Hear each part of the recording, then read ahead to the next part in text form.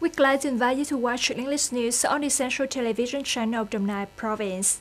Continuing the program of the 8th session on November the 6th, the National Assembly discussed in the hall the draft law on public investment amended. The policy to promote the disbursement of ODA capital plans received the attention of the delegates.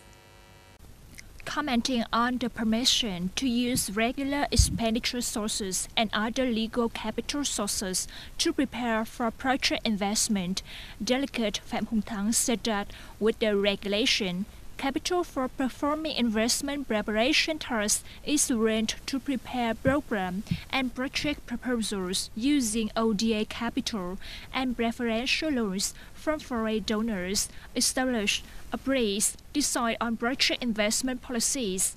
If stipulated as in the draft law, it will be difficult to implement because at that time, capital for project implementation has not been allocated. Regarding the policy to promote disbursement of ODA capital plans, some delegates said that it is necessary to review to ensure the stability of the law. In addition, delegates also suggested that it is necessary to review the regulations on types of public investment projects and programs using ODA capital and preferential loans from foreign donors, because if stipulated as in the draft law, it could lead to misunderstandings.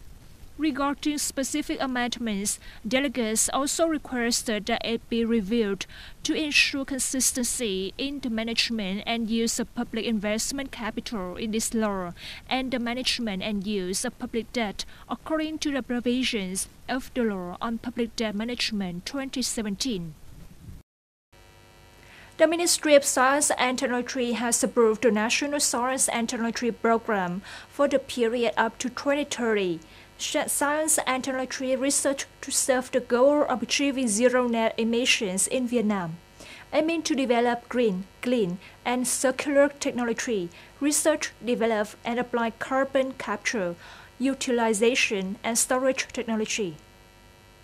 The program sets out 8 research contents, including research to perfect mechanisms, legal policies to serve the goal of achieving zero net emissions, theoretical and practical pieces for designing, building, testing models, and proposing solutions for social transformation, green growth, green transformation, circular economy, low carbon development to achieve zero net emissions, scientific and practical pieces, proposing solutions and conditions to improve the quality of human resources to support the implementation of the goal of achieving zero net emissions.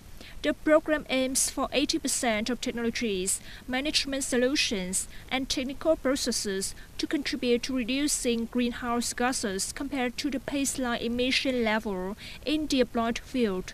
Regarding training, 60% of TARS participate in postgraduate training, of which 20% of TARS participate in doctoral training.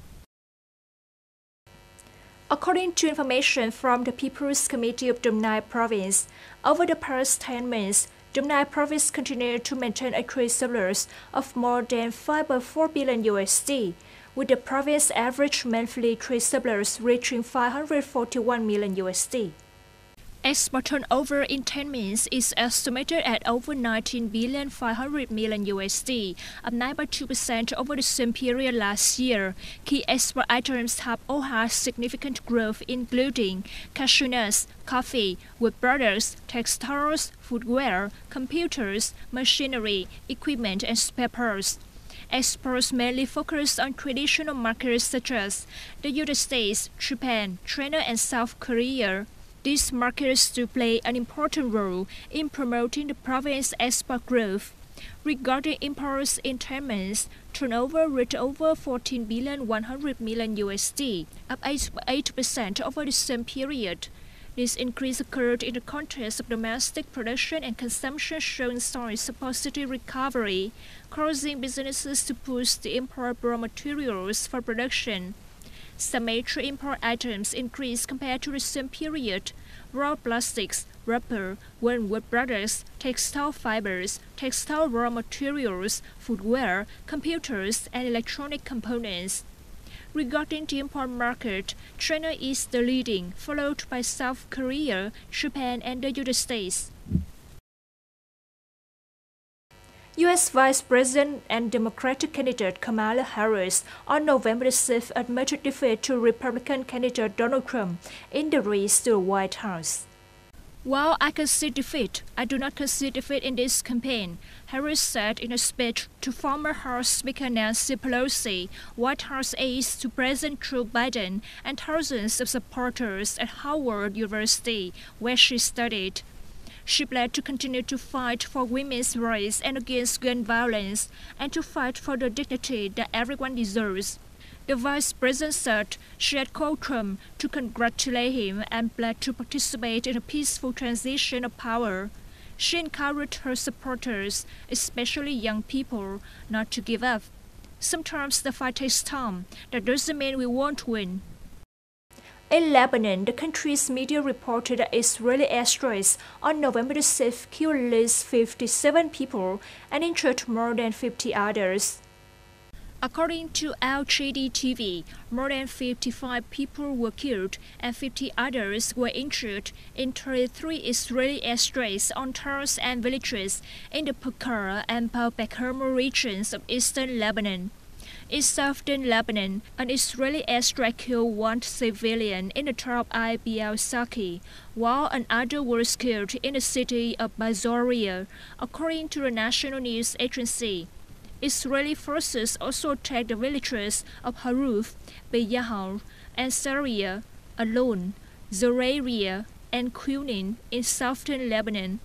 In response, the Lebanese Hezbollah force announced on the same day they had launched a missile and drone attack on the Salamarus naval base near the Israeli city of Haifa. You have just watched English news on the Essential Television channel of Dom Nai Province. Thank you for joining us and goodbye.